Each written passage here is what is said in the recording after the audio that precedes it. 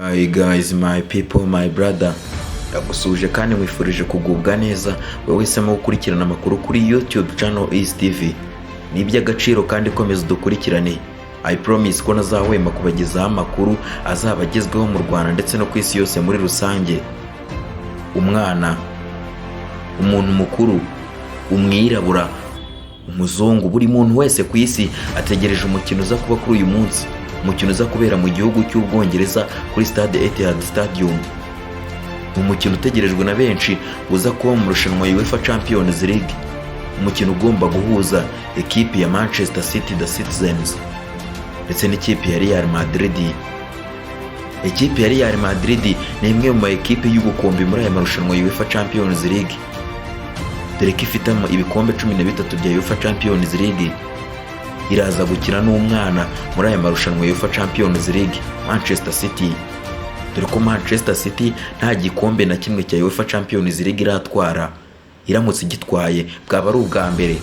Real Madrid kugira igera ahangaha yasezereye Paris Saint-Germain muri kimwe cy'umunani kuri aggregate y'ibitego 3-2. Real Madrid yasezereye Chelsea kuri aggregate y'ibitego 5-4. Ubaka kanya iri muri kimwe cya kabiri heza gukina n'ikipe ya Manchester City.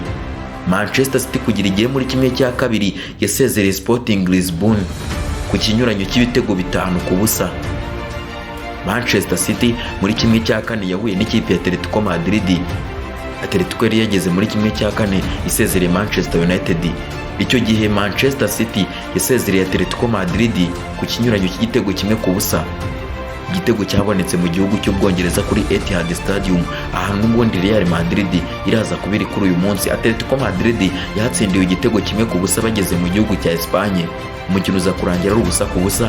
Manchester City itibona qualification yerekeza muri kimwe cya kabiri cy'amarushanwa UEFA Champions League. Kuri uyu munsi tariki 26 ku isaha 3 z'umugoroba, Etihad Stadium, Pep Guardiola na Carlo Ancelotti baraza kuba bacakirana.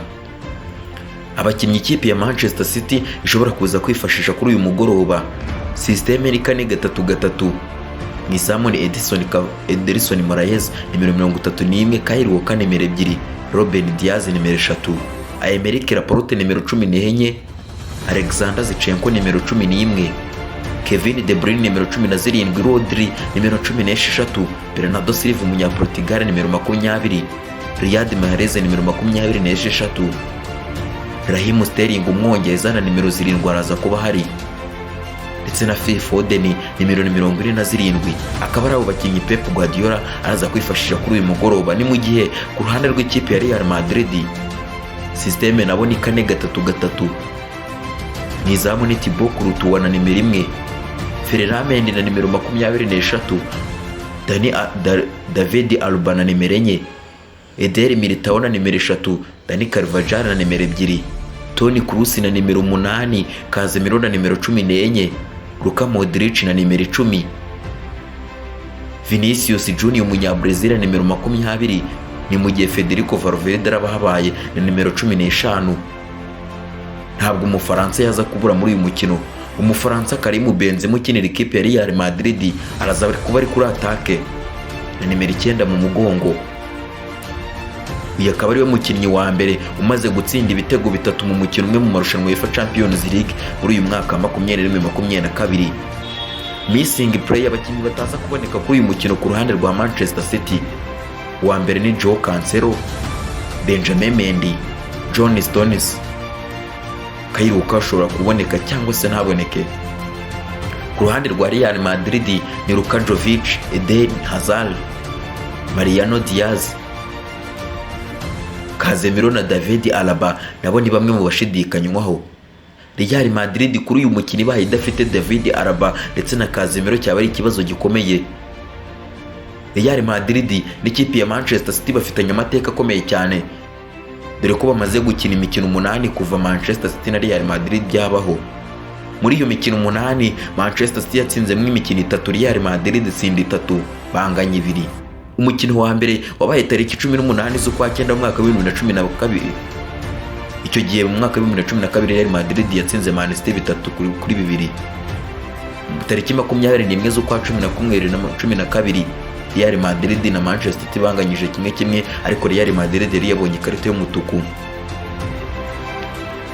Icyo gihe yari mu marushanwa UEFA Champions League Group Stage, aho umukino wa mbere Real Madrid yatsinze Man City 3-2, umukino wa kabiri bakanganya 1-1 ariko Real Madrid yabonye umutuku.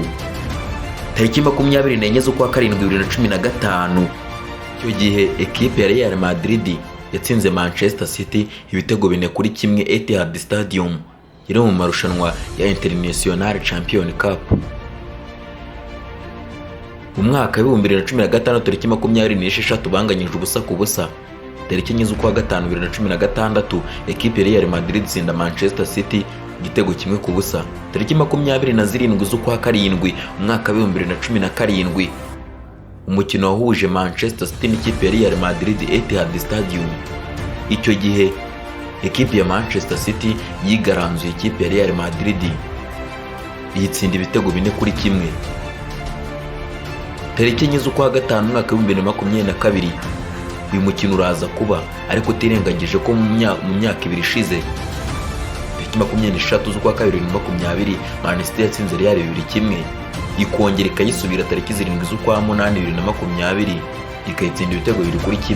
ni ukuvuga ngo yasezereye yitsinze ibitego 4-2.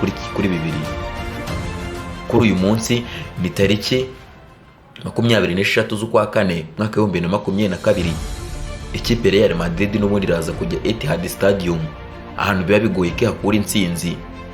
Umukino wo kwishyura uzabe tariki 9 z'ukwa gatanu 2022.